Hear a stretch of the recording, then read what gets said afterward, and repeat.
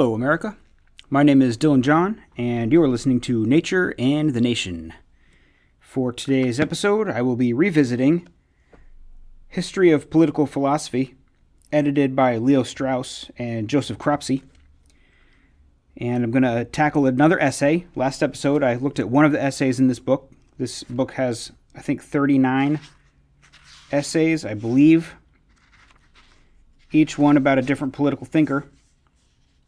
Many of them by different authors, although there are some authors who have multiple essays. Primarily Leo Strauss and Joseph Cropsey, they each have several essays in here. Today, I'm going to look at John Locke. Last time I looked at Thomas Hobbes. John Locke and Thomas Hobbes are both considered social contract theorists. Hobbes really was, I think, the first social contract theorist. Locke, probably among the most well-known. Rousseau also. I talked about Rousseau in a previous episode. I haven't really looked at John Locke much, although he did come up in a few other episodes. I know that when I reviewed Virtue of Nationalism by Yoram Hazony, Yoram Hazony is very critical of John Locke, and that episode, you can go back and listen to that episode to see some of the details about why he criticizes John Locke. I have a couple criticisms of John Locke of my own, and they're not really all that different from the criticisms of Hobbes. The whole social contract concept is a flawed concept, I think. The prevailing concept of the state of nature, the prevailing vision of the state of nature in these theorists is incorrect, I think. I don't fault them for that. Like I said before, these guys are writing long before Darwin, long before modern anthropology, and they're just spitballing as to what the state of nature of man is. They're just theorizing about it. And I don't think they quite get it right, but I certainly can understand their line of thought and how they come to their conclusions. And there's definitely some value to be gleaned from these thinkers. Even if they don't get everything right, they may get some things right, and they certainly prompt us to think about their proposals. This essay about John Locke is kind of long. I mean, all of these essays are somewhat long, but here you're looking at like 40 pages, over 40 pages. So it's no small essay. And there are, I think, 7 sections here I want to read, so we'll see where this goes. I'm trying to do like a real in-depth study of these essays to really grasp hold of the thought of these various thinkers without having to really dive into their writings, because in some cases they've written several books, and this gives me a sort of overview of their thought. Someone else who's very well-read and studies this sort of thing can kind of lay some of the groundwork for me, and then I can see what they have to say. In this case, this John Locke essay is written by, let me just double check here. This essay is written by Robert A. Goldwin, and he writes about John Locke. So like all of my essays, I'm going to read a couple sections here. I'm going to have some commentary about what I've read. Hopefully I can provide useful commentary on this. Like I said, it's a little complicated, actually. John Locke's writings are a little complicated, and frankly, I think they're not entirely coherent. I think that there are, maybe it's more coherent than is presented here, but what's presented here seems a little incoherent to me. But we'll walk through this and see see what we can get out of it. He starts out talking about John Locke's vision of the state of nature. Like I said, John Locke has a theory of the state of nature that I don't think is entirely accurate, but nevertheless worth examining. So let's jump right in here and see what he has to say about John Locke. He says, quote, "Locke's inquiry begins with the great question, what is political power? To answer that question, to understand political power right, and to explain the true original extent and end of civil government, is the major concern of the second treatise. We are first presented with the definition. Political power, then, I take to be a right of making laws, with penalties of death, and consequently all less penalties for the regulating and preserving of property, and of employing the force of the community in the exertion of such laws, and in the defense of the commonwealth from foreign injury, and all this only for the public good. But we are told at once that to understand this definition, we must first consider what state all men are naturally in, and that is a perfect freedom and a state also of equality. Natural freedom derives from natural equality. There being nothing more evident than that creatures of the same species and rank, promiscuously born to all the same advantages of nature, and the use of the same faculties, should also be equal one amongst another, without subordination or subjection. But though this state of nature is a state of liberty, yet it is not a state of license. The state of nature has a law of nature to govern it, which obliges everyone. The natural liberty of man is not to be understood as meaning that men are not restrained by any law, for in all the states of created beings capable of laws, where there is no law, there is no freedom. The natural liberty of man is to have only the law of nature for his rule, to be under no other restraint but the law of nature. And reason, which is that law, teaches all mankind, who will but consult it, that being all equal and independent, no one ought to harm another in his life, health, liberty, or possessions. And being furnished with like faculties, sharing all in one community of nature, there cannot be supposed any such subordination among us that may authorize us to destroy one another, as if we were made for one another's uses, as the inferior ranks of creature are for ours. Thus, the dictates of the law of nature, in the state of nature, seem very different from what we were previously taught by Hobbes. According to Hobbes, the state of nature is a state of war, of every man against every man, but Locke does not equate the states of nature and war. He instead speaks of the plain difference between the state of nature and the state of war, which, however, some men have confounded, are as far distant as a state of peace, goodwill, mutual assistance, and preservation, and a state of enmity, malice, violence, and mutual destruction are from one another. Our first impression of Locke's state of nature, then, is of men living together amicably in the first ages of mankind, before the advent of civil society, enjoying natural freedom and equality in an atmosphere of peace and goodwill, under the beneficent rule of the law of nature. But let us now examine in greater detail the main elements of this first impression. What is the state of nature? How peaceful is it? And what is the law of nature which governs it? Our first observation on closer inspection is that the state of nature is not limited to the original pre-political condition of man. In fact, when Locke first answers the question whether the state of nature ever existed, the example he offers is not at all one of pre-political men, but rather of men who are essentially and to an unusual degree political. It is often asked as a mighty question, where are or ever were there any men in such a state of nature? To which it may suffice as an answer, at present, that since all princes and rulers of independent governments all through the world are in a state of nature, it is plain the world never was, nor ever will be, without numbers of men in that state. All princes and rulers, civilized men living in a civil relation with many other men, are in the state of nature. A subsequent example is of a Swiss and an Indian, at least one of them a man with political experience, meeting in the woods of America. Of them, Locke says, they are perfectly in a state of nature in reference to one another. If, as we see, the phrase state of nature is sometimes not related to the condition of pre-political man, what then, in precise terms, is the state of nature? Locke provides this brief definition. Men living together according to reason, without a common superior on earth, with authority to judge between them, is properly the state of nature. The state of nature is more comprehensive, than a description of the condition of man prior to the advent of civil society. It is a certain form of human relationship. Its existence, when it exists, is without reference to the degree of political experience of the men in it, and it may exist at any time in the history of mankind, including the present. Wherever there are any number of men, however associated, that have no decisive power to appeal to, there they are still in the state of nature.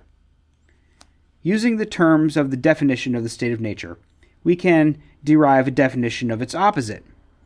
That would be a state of men living together with a common superior on earth, with authority to judge between them. In other words, the opposite of the state of nature is civil society.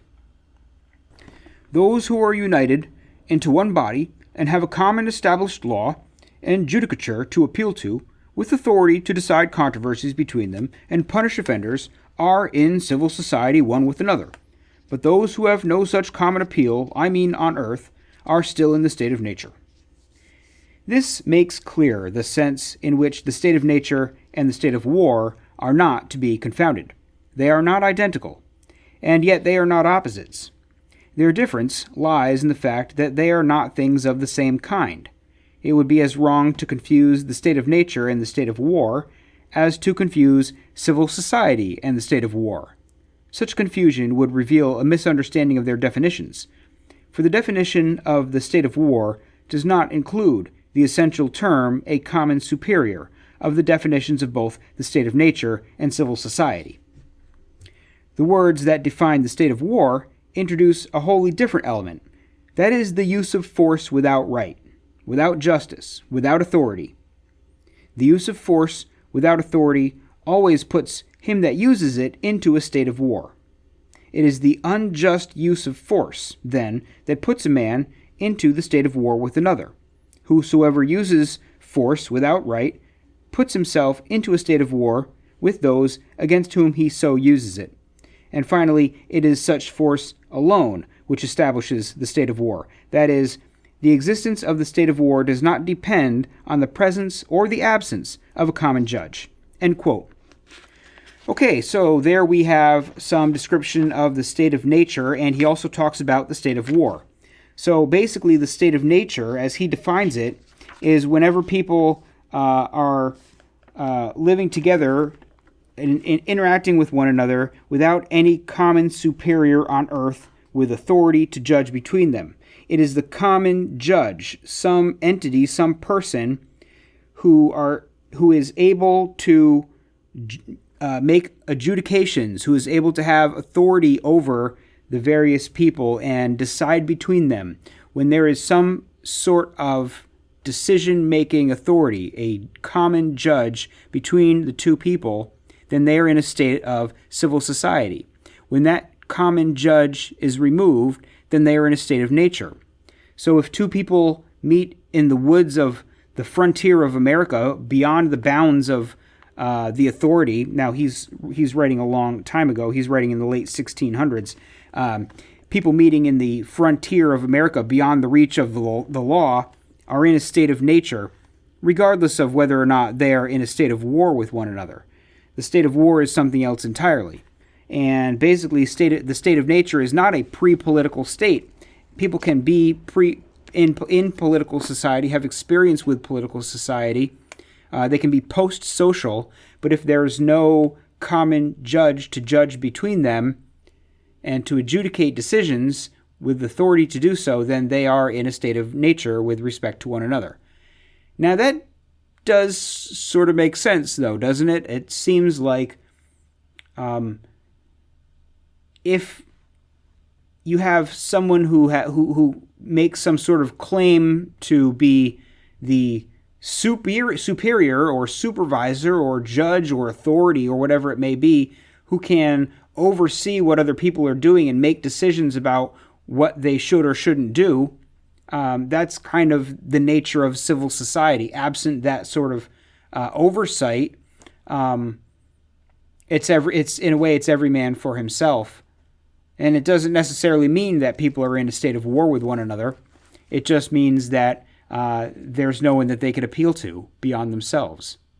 So that's interesting. And then war, the state of war, is really just when one person uses force against another without right, without justice, and without authority.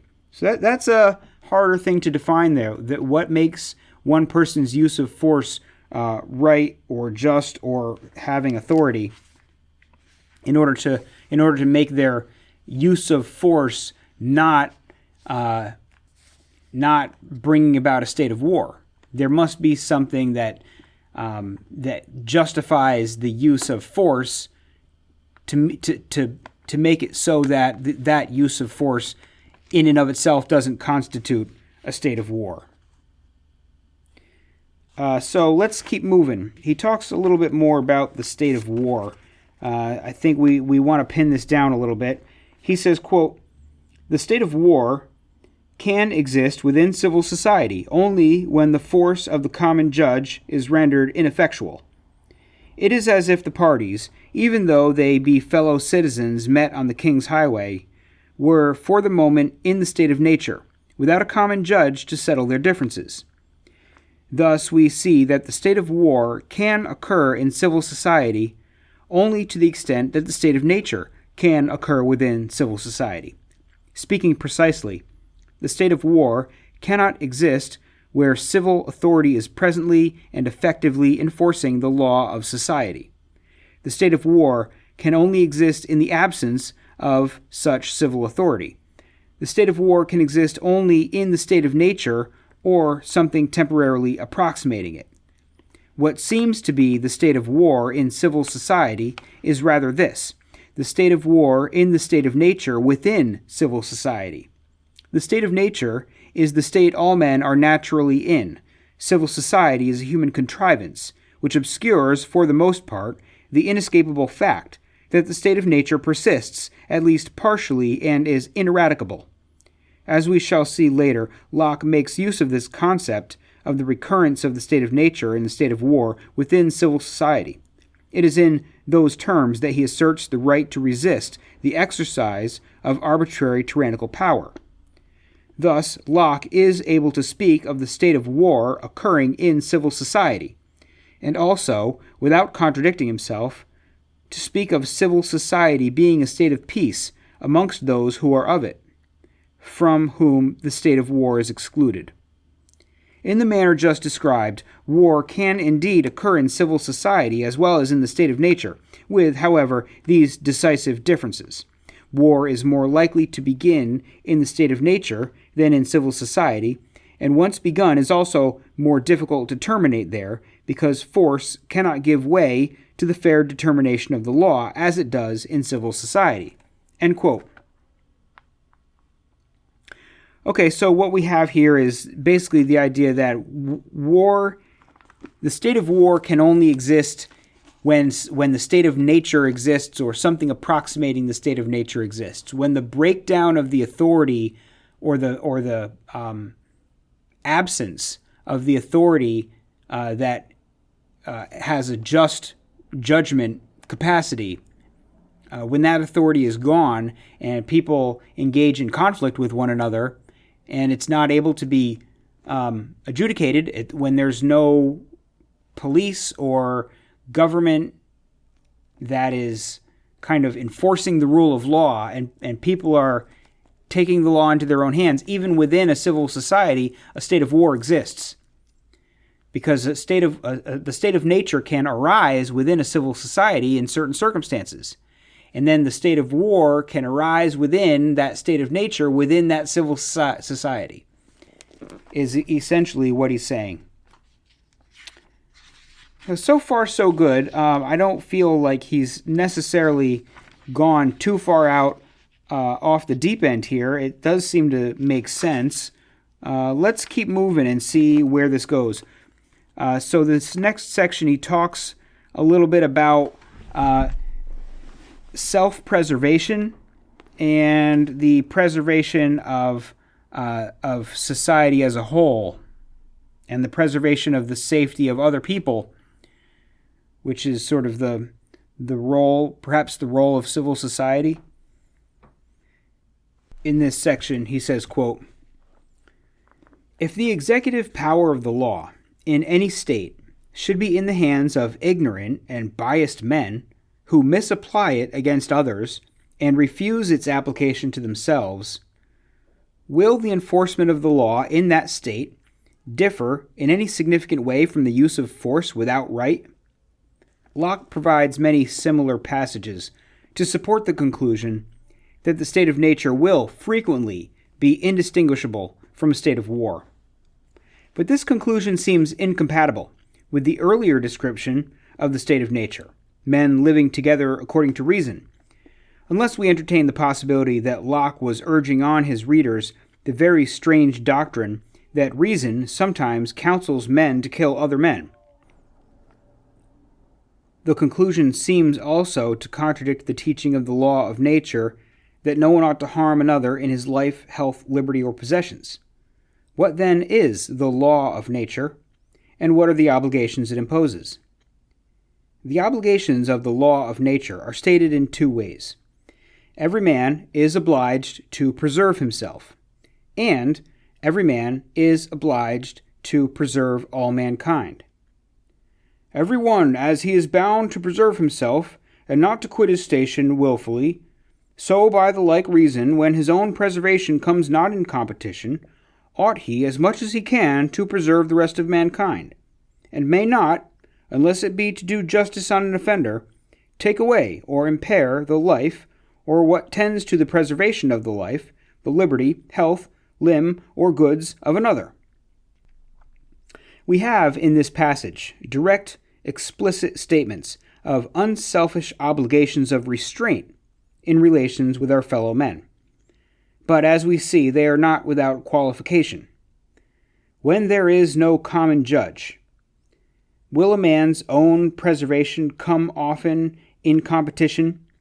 When it does, what then is his obligation? To what extent will he be able to act to preserve the rest of mankind? What considerations will guide him when he undertakes to do justice on an offender? By the law of nature, he is bound to preserve himself. He also has the duty, as much as he can, to preserve the rest of mankind. Will his two duties conflict? Many passages indicate that there is a surprisingly close connection between self-preservation and the obligation to preserve all mankind. In example after example, the execution of the duty to preserve others is coupled with the right to kill another man who threatens or might threaten one's own preservation.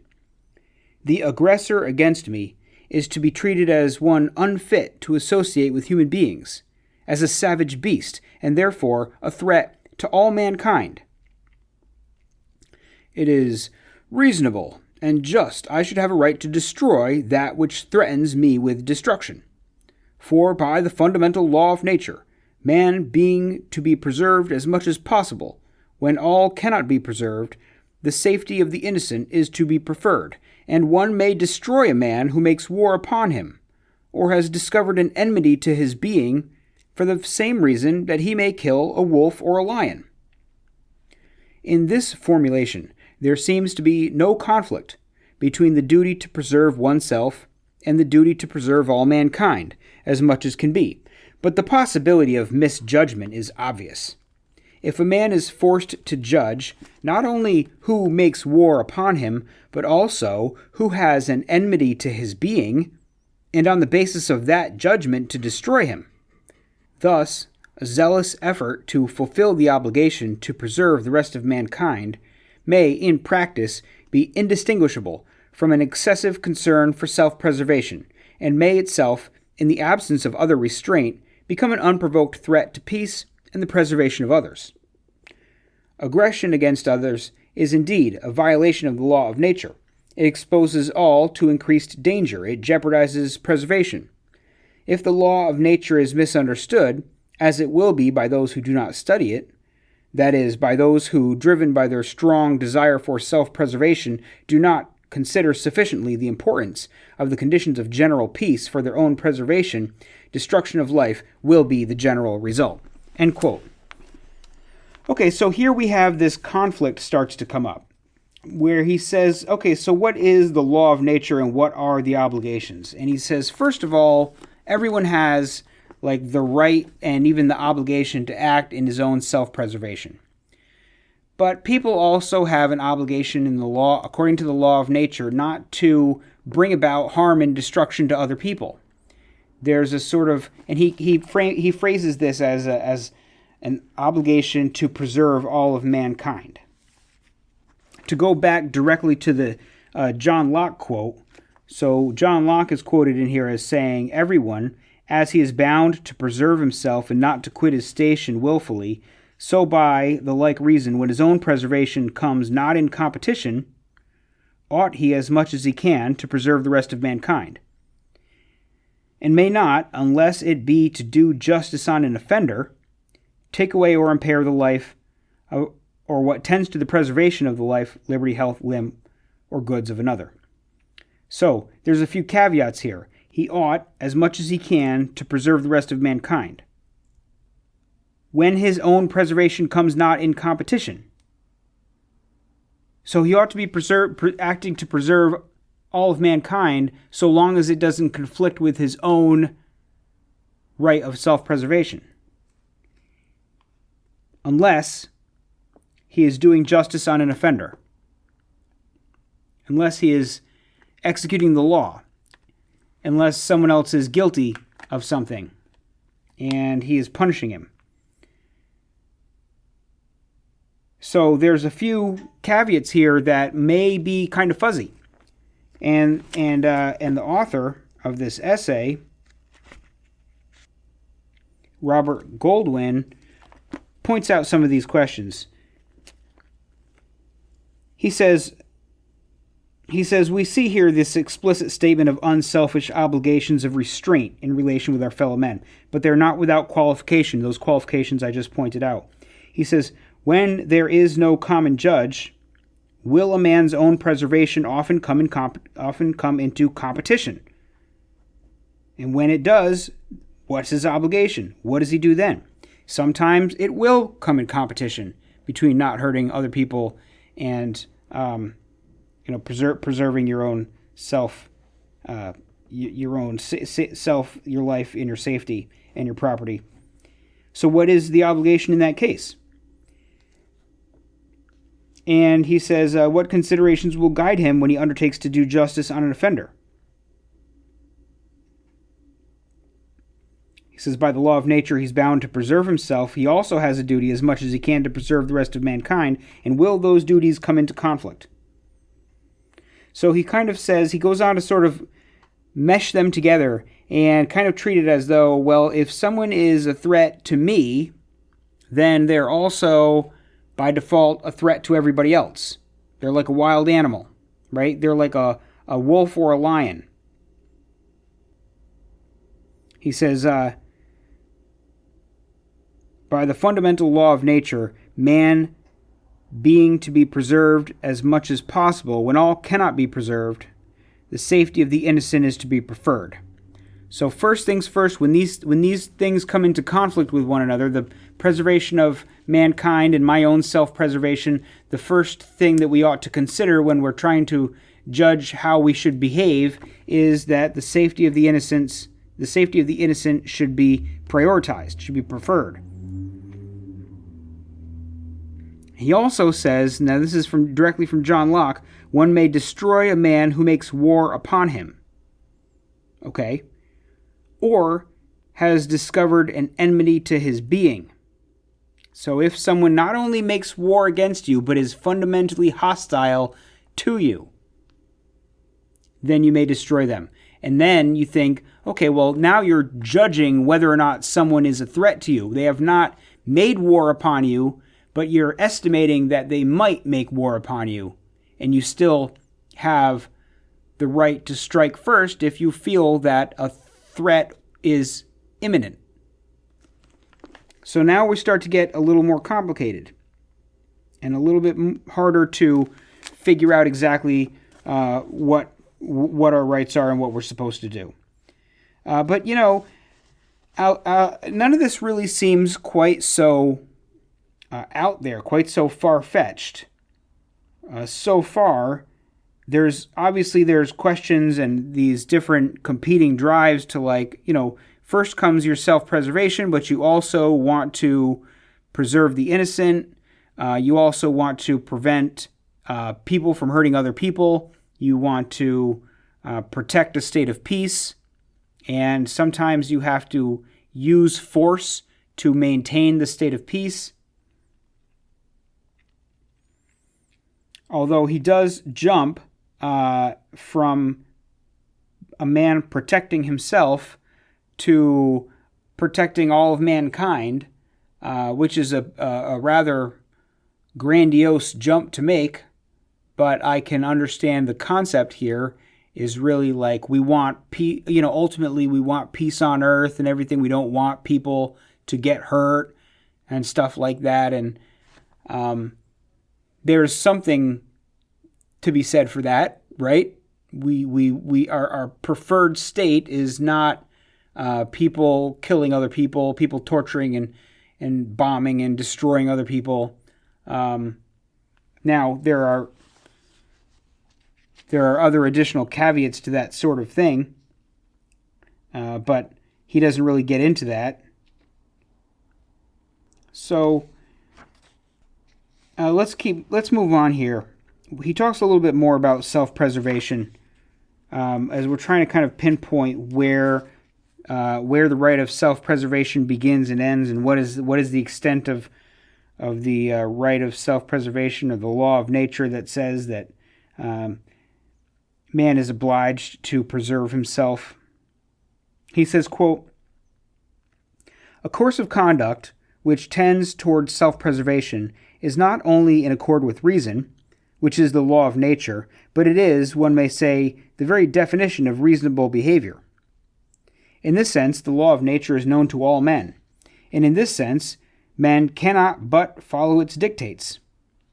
But in another sense, that of understanding the means by which that desire might be fulfilled, men are ignorant of the law of nature, for want of study of it, and therefore they unwittingly behave contrary to its dictates, contrary to reason, that is, contrary to their interest in their own preservation. However, the law of nature may be writ in the hearts of all mankind, in one sense. In the other, there is little likelihood that men in the state of nature can know how to obey it. The law of nature is both known and not known. Men must discover and contrive the conditions that will enable them to fulfill their natural desire for self-preservation. The source of the law of nature is thus to be found in the strongest desire of men. The law of nature has peace and preservation as its end. It will be obeyed because of the universal desire for preservation. It does not rely for enforcement on obligations to others. Although some relation to earlier teachings may be seen in this, compared to classical and medieval concepts of the law of nature, it is indeed a very strange doctrine. For this law of nature concerns itself neither with the excellence of man, nor with the love of God and of man for his fellow man. Locke, it must be said, does not explicitly deny the importance of excellence or love. He simply disregards them. For that matter, he barely uses, or does not use at all, in the second treatise, such words as charity, soul, ethics, morality, virtue, noble, or love. They are not essential to his explanation of the foundation of civil society. For that task, he names other, more powerful and universal forces in human nature, and above all, the strongest. It is as if he had said, I do not deny that men are often moderate and just, and that some strive for excellence, nor do I deny that some are moved by fear or love of God, and love and charity for their fellow man. I assert only that when we consider the true foundations of political society, the real origins of government, none of these is of sufficient consequence to merit mention. What counts is what is universal and powerful, what exists with controlling force within every man, what can be relied upon to govern the behavior of men. The basis of the law of nature is that strongest desire implanted within every man. The desire for self-preservation determines how men will behave, since men are not able to behave otherwise, such behavior can never be wrong. God and nature never allowing a man so to abandon himself as to neglect his own preservation. Men must be acknowledged to have a right to do what they are unable not to do. No government is securely grounded in nature, which does not permit and even encourage men to act as they cannot help acting. This unvarying principle of action governs the behavior of men in varying circumstances and conditions. An understanding of it as the basis of the law of nature, therefore, is the necessary foundation of an inquiry into the nature of political power. End quote. All right, so I think that's a pretty cool section. He's reiterating here that for John Locke, self-preservation is the foundation of all political power and all political theory, all viable political theory. It's the foundation of the law of nature. It's the first law of nature. John Locke doesn't talk about charity, soul, ethics, morality, virtue, nobility, love. They're not essential to his explanation of the foundation of civil society. He puts everything on the first, most powerful drive of human beings, that which men cannot resist. The most powerful force in human nature, the strongest force in human nature, the desire for self-preservation. And he says that the desire for self-preservation determines how men will behave, since men are not able to behave otherwise. And since they're not able to behave otherwise, that behavior can never be wrong. Men must be acknowledged to have a right to do what they are unable not to do. So in other words, the drives of human nature, the shape of human nature, the way we are, we must have a right to be the way we are. We must have a right to follow our instinctive drives. At least in the sense that we have, at the most powerful level, if you are unable to give up the drive towards self-preservation, then you have a right to that drive of self-preservation. You cannot give up or be expected to give up the right to do something that you cannot not do. And so he's talking about a government the way that government must be in accord with human nature.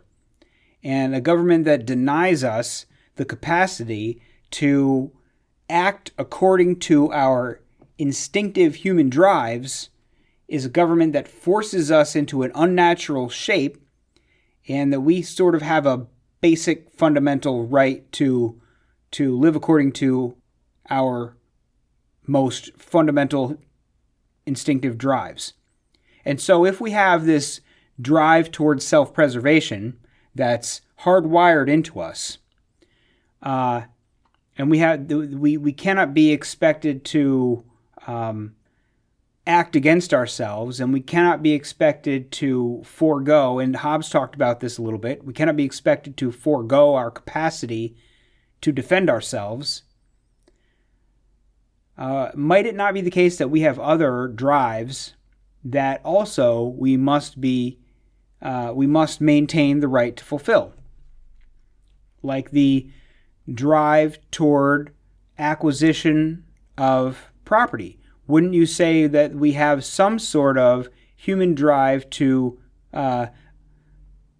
achieve power in this world? To not only, and Hobbes talked about this as well, to not only preserve ourselves in the moment, but we also have a drive to establish ourselves in such a way that our self-preservation will continue tomorrow.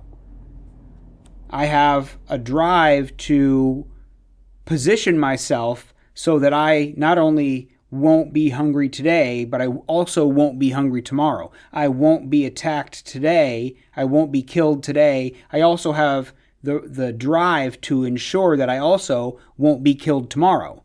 And so we have a natural inclination toward accumulation of resources in order to protect ourselves as well as protect our loved ones. And speaking of which, don't we also have some sort of natural right to pursue procreation and to act in such a way as to advance the interests of our kin and of our offspring?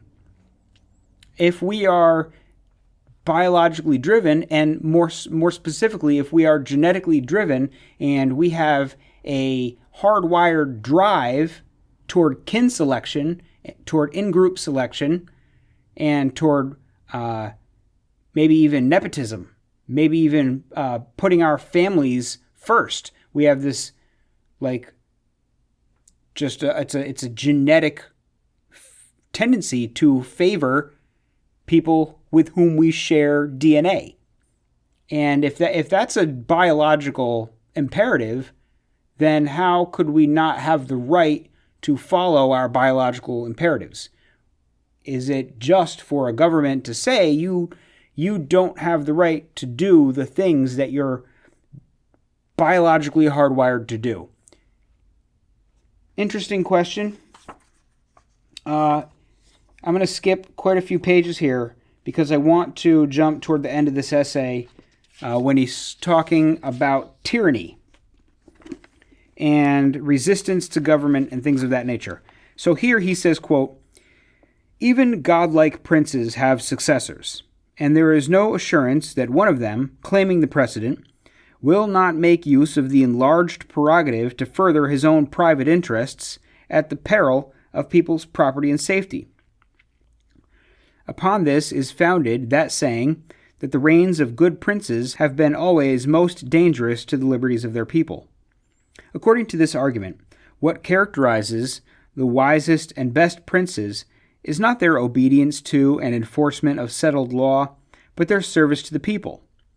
The scope of executive discretion is limited only by the proviso that it be used for the public good. A good prince, who is mindful of the trust put into his hands and careful of the good of his people, cannot have too much prerogative. But since exceeding the bounds of constitutional or legal powers on the pretext of serving the people has been the constant practice of tyrants from time immemorial, the public good seems a dangerously vague and inadequate test of whether the prerogative is being properly used. The good prince and the tyrant are alike, in that they both act outside the law and even contrary to it. The difference between them lies entirely in whether their lawlessness is beneficent or the opposite. The good prince breaks the law to better serve the people. The tyrant uses his power not for the good of those who are under it, but for his own private separate advantage. But is there a practical way to ascertain a ruler's intention? It is not always easy to determine whether the law has been broken, but it is certainly easier than to determine whether it has been broken for a good purpose. Has not Locke made it uncommonly difficult to distinguish the good prince from the tyrant? Locke does not seem to think so. The important thing is not how the question would be answered in theory, but how it is judged in practice. And in practice, he tells us, the determination is made easily. But before he tells us how it is made, he tells us by whom it is made. To the question, who shall decide whether the powers of government are being used to endanger the people, Locke answers, the people shall be judge. The meaning of the people shall be judge is inextricably intertwined in Locke's argument with the people's right to resist tyranny. These two themes will therefore be considered together. The right of resistance, as asserted by Locke, must not too readily be equated with what has come to be known as a right of revolution. If we recall the fundamental natural law of society, it is clear that there could be no right to endanger the preservation of society. Revolution is a threat to the preservation of society. Whatever the right of resistance is, it must be consistent with the preservation of society. The people shall be judge, says Locke. Of what shall they be judge? They shall be judge of whether they must actively resume the supreme power because the government has been dissolved. How do they get the right to make that judgment? They have always had it, and are absolutely incapable of surrendering it. At this point, Locke begins again to draw on his earlier discussion of the state of nature and the state of war, and the rights that exist in them in the following fashion. When a prince, or anyone in a position of political power, uses that power, contrary to the trust reposed in him by the people, to further his interests at their expense, he makes his good separate from theirs. He separates himself from their community. He puts himself outside their society, into a state of nature with them. Further, by using force against them without authority or right, he places himself in the state of war with them. The tyrant wars on the people. By using the force they entrusted to him against them, he effectively destroys their government. He can no longer be considered their political ruler in any meaningful sense of the word political. The people thus have a natural right to defend themselves against his aggression, and their resistance is perfectly consistent with the preservation of society. They are defending society. It is the tyrant who has rebelled. Rebellion being an opposition, not to persons, but authority, which is founded only in the constitutions and laws of the government. Those, whoever they be, who by force break through and by force justify their violation of them, are truly and properly rebels.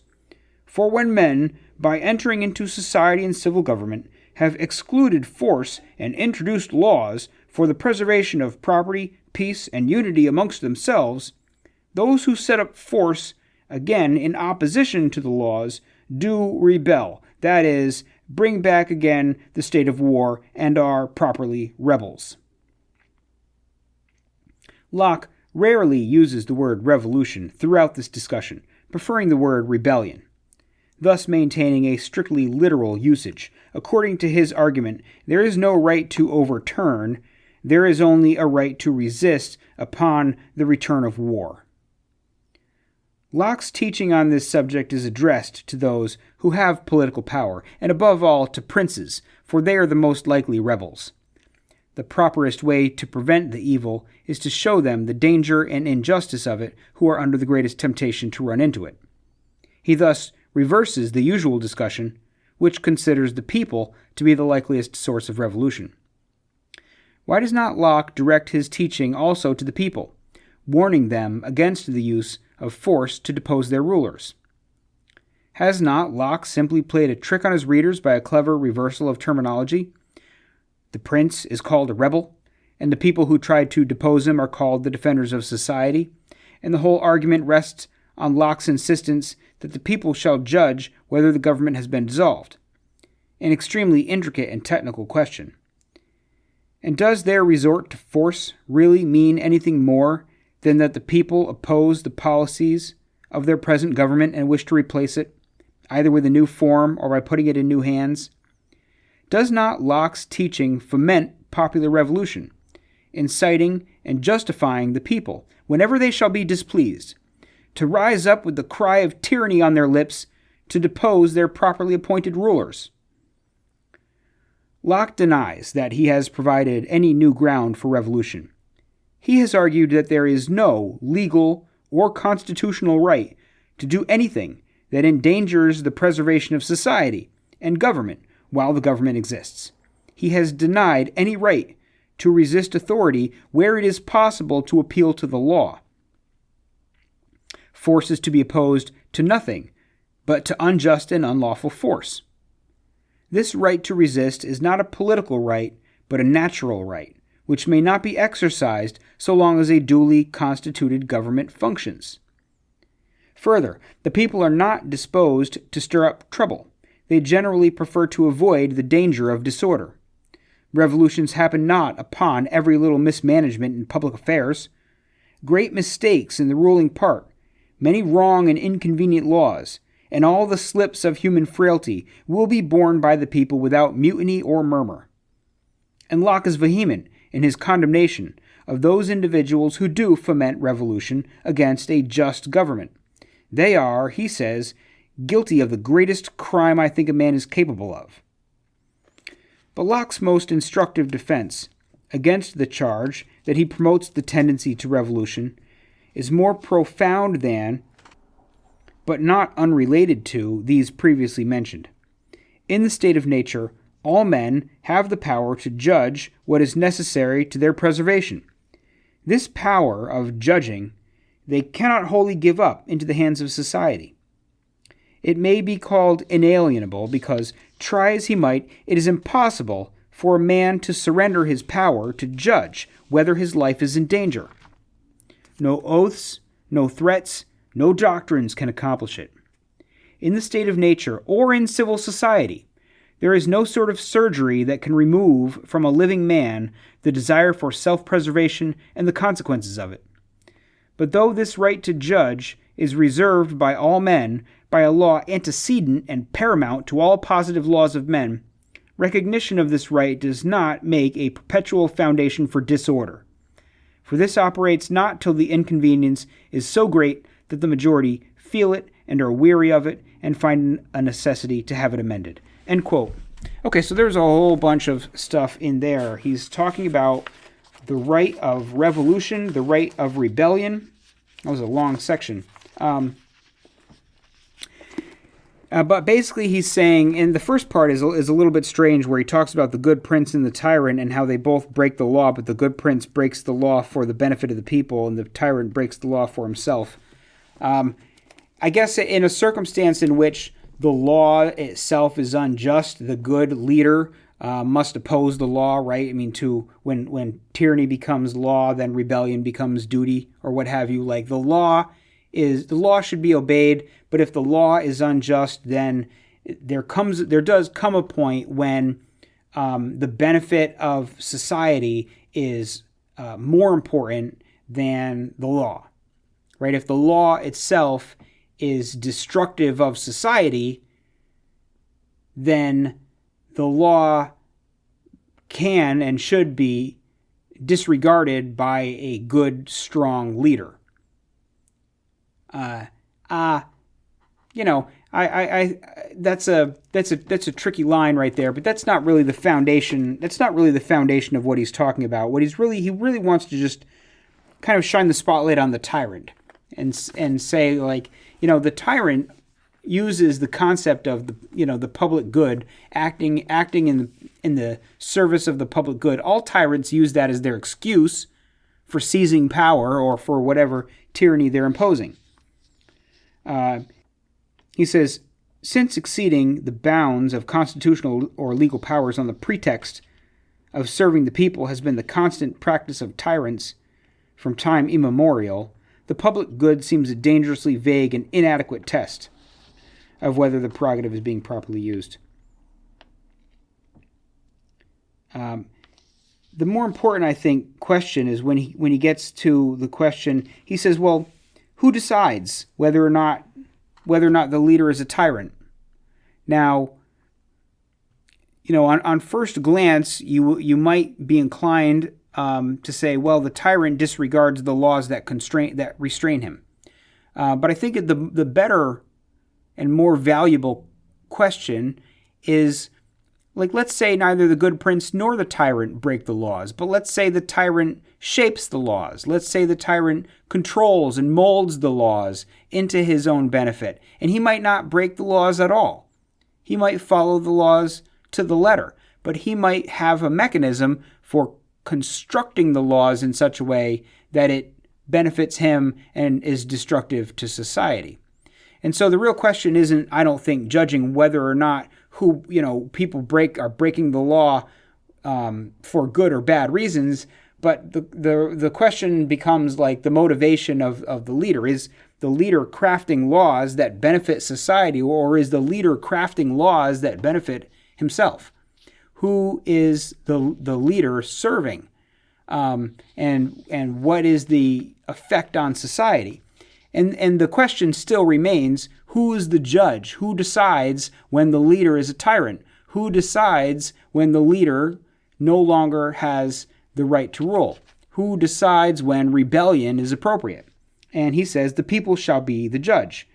So he says the meaning of the people shall be judge is inextricably intertwined with the people's right to resist tyranny.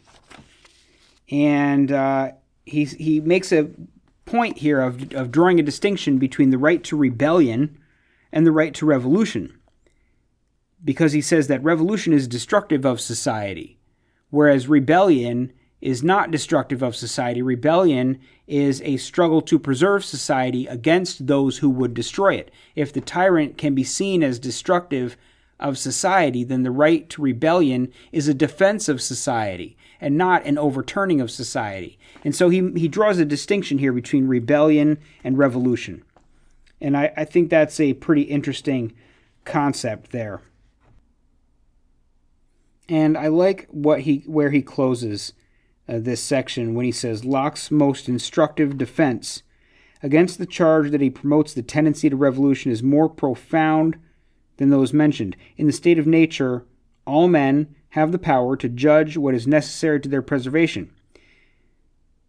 And he says, this power of judging they cannot wholly give up into the hands of society. So here's a kind of a challenging question, because people cannot give up the right to determine when they are under threat. No law, no surgery. I think it's funny he talks about surgery. No surgery can remove it. No law, no threat, no oath, no doctrine. Nothing can remove from someone the right and the capacity to make some sort of a judgment as to when he must act in his own self-preservation. If the law says you have the right to do this or you have the right to do that, at some point every man must make the decision in a moment of danger, let's say. A person will always retain for himself, if he hasn't been completely, nowadays people are largely completely brainwashed, and many people are not in a good, healthy state of mind where they have maintained for themselves the capacity to, let's say, wisely judge their own safety or the safety of society, but they still claim to have the capacity, even if I might think it's impaired. People will still claim the capacity to judge what is and isn't in their own best interest. He says, in the state of nature, all men have the power to judge what is necessary to their self-preservation. And that power of judging cannot be given wholly up to society. And I think that's an interesting point. No government will ever be able to completely remove people's ability to respond to tyranny. And I talked about that when I was talking about Hobbes, with the concept of absolute sovereignty.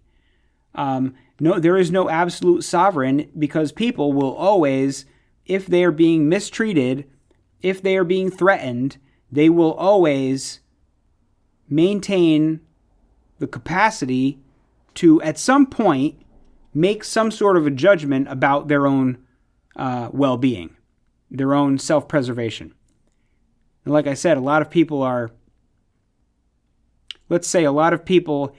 have, in the Western world, are under threat right now and don't know it. But they haven't given up the right of judging their self-preservation. They've merely impaired their own capacity to make accurate, wise judgments. So anyway, let's move on. He continues talking about this right of rebellion, and he says, quote, the three questions of when the prerogative is improperly used, of how to distinguish the tyrant from the good prince, and of when the government is dissolved, all turn out to be the same question. Is the government threatening the people's safety? And that is the question, of which only the people shall be judge. Locke sees no difficulty in assigning it to them, nor any possibility of assigning it elsewhere, because, however difficult it may be to answer theoretically, the people answer it easily, not by reasoning, but by feeling. Locke denies that his words influence this situation. His arguments or doctrines have no effect on the matter. Talk hinders not men from feeling. His hypothesis, in fact, anyone's hypothesis, can have no influence in such a matter. The natural forces are unaffected by doctrines. For when the people are made miserable, cry up their governors as much as you will for sons of Jupiter. Let them be sacred and divine, descended, or authorized from heaven. Give them out for whom or what you please, the same will happen. If a long train of abuses, prevarications, and artifices, all tending the same way, make the design visible to the people, and they cannot but feel what they lie under, and see whither they are going, it is not to be wondered that they should then rouse themselves, and endeavor to put the rule into such hands which may secure to them the ends for which government was at first directed. Whether there will be resistance to the rulers depends entirely on what the people see and feel. When the great majority of the people have been made to feel that their lives are in grave danger, how they will be hindered from resisting illegal force used against them, I cannot tell. This is an inconvenience, I confess, that attends all governments whatsoever. When the governors have brought it to this pass to be generally suspected of their people, the most dangerous state which they can possibly put themselves in, wherein they are less to be pitied because it is so easy to be avoided. The prospect of the resistance of the people, when they feel themselves in danger, is the only effective limit on the use of the prerogative. A wise prince understands this limit, and always avoids actions that make the people suspect his intentions. When he must act without the sanction of the law, and even contrary to it, he is attentive to the necessity to make his good intention so manifest that the people see and feel it. If he fails in this, and the people come to suspect him, and rouse themselves to replace him, then, though he may, for a time, be able to maintain his place by force, his political power is gone. When a king has dethroned himself, and put himself in a state of war with his people, what shall hinder them from prosecuting him who is no king, as they would any other man who has put himself into a state of war with them? The king is no king. The government is, in fact, dissolved, and the inequalities associated with government are nullified. The return to the use of force, the state of war, levels the parties. At such a moment, there are no political superiors and inferiors. The outcome will be determined by the greater force. And so the argument has come full circle. Man's desire to preserve himself leads him out of the war of the state of nature and into political society. But men in political society face a new and more terrible danger: tyranny, or absolute arbitrary power, the augmented power of one man or a few men who bring back a far worse war than the war in the ordinary state of nature.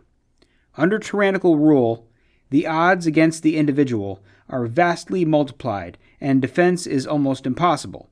Men have, at bottom, only the protection of their natural force and natural desire for preservation. The strongest desire, which gave rise to political society originally, is also its chief defense. When the people feel that society, their greatest safety, is threatened, they will resist those who would destroy it. Mankind's political enterprise is an unending struggle to climb out of and avoid falling back into the state of nature with all its fearful evils. End quote. Okay, so in this section here, he talks about all the various questions that one could ask about tyranny and about rulers and leaders and various circumstances. It all boils down to one question: is the government threatening the people's safety? And that is the question of which only the people shall be the judge. And he says there's no one else who could possibly make that decision but the people writ large, and they don't reason it. They don't come to that conclusion by some sort of argument. They feel it.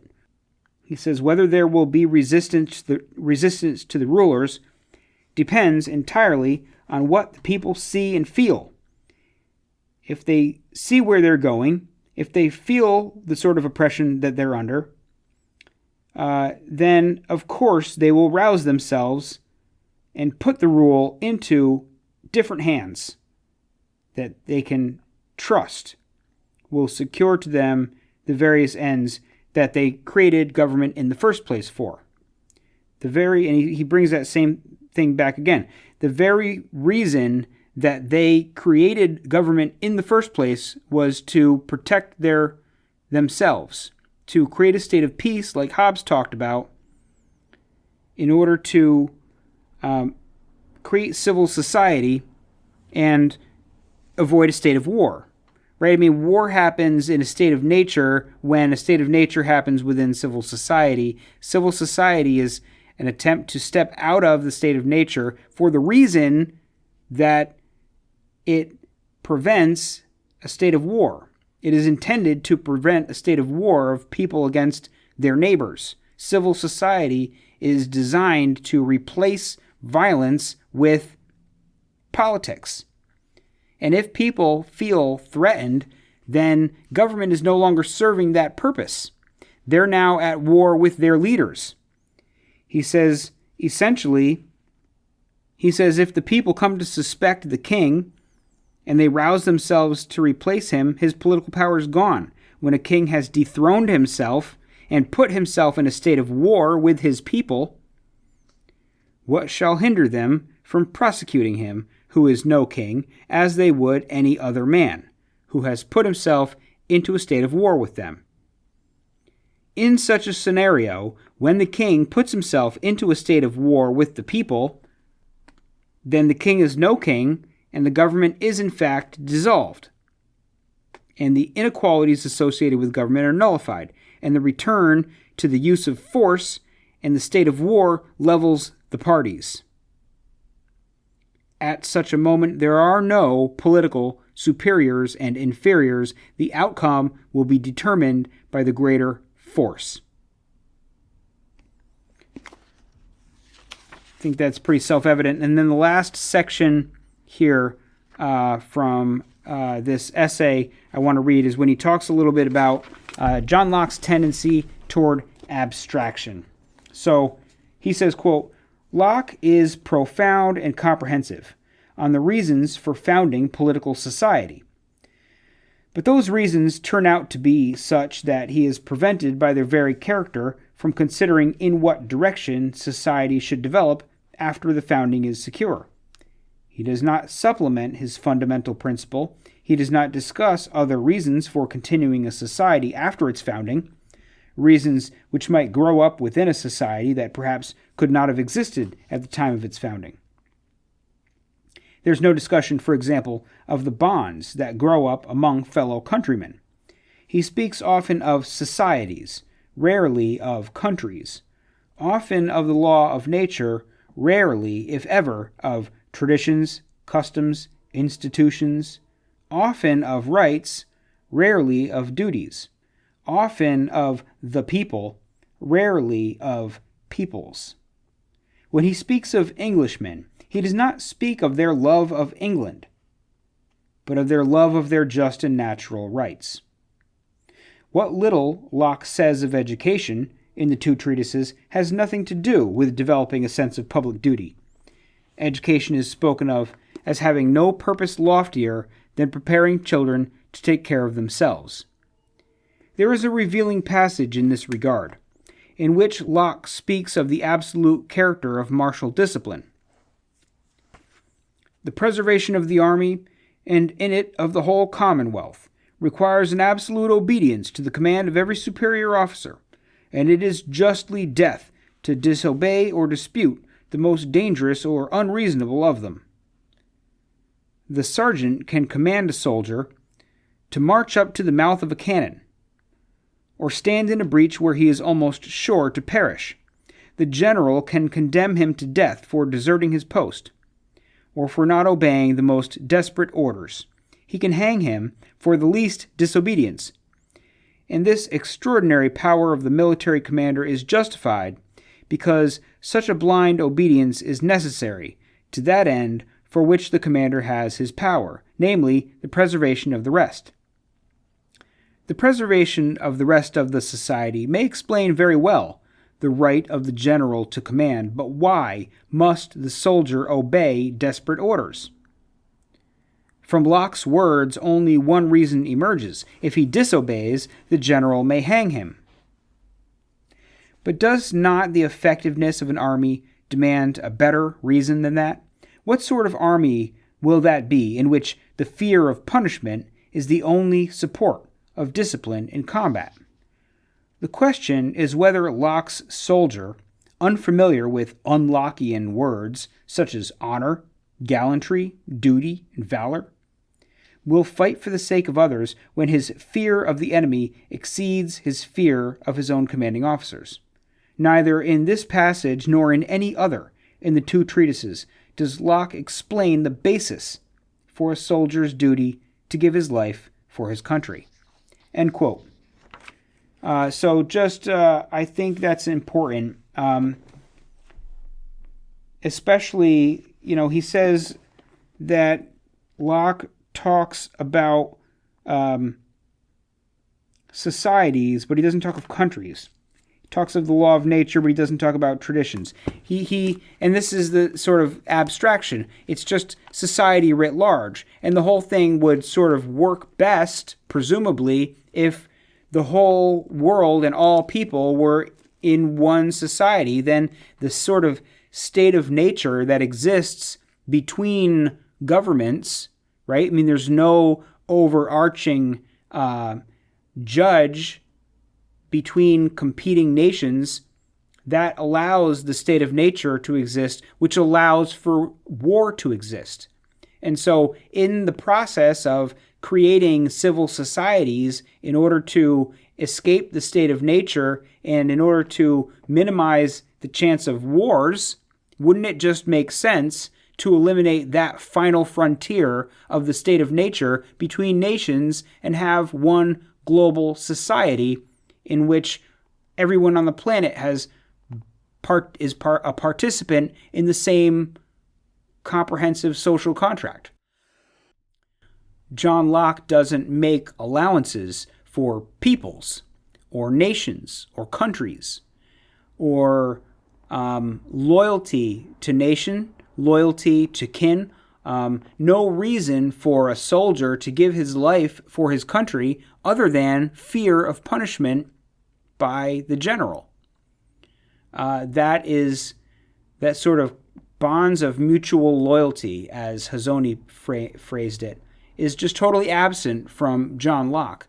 And that's kind of the side effect of this sort of social contract theory, that people just decided that we were going to do this thing called society in order to achieve some personal end of safety. And if we really after safety, then we don't need bonds of personal loyalty. We just need the right contract. And so there's what seems to be, for a person who's not completely beholden to the Lockean vision or to the liberal vision, which is largely the same,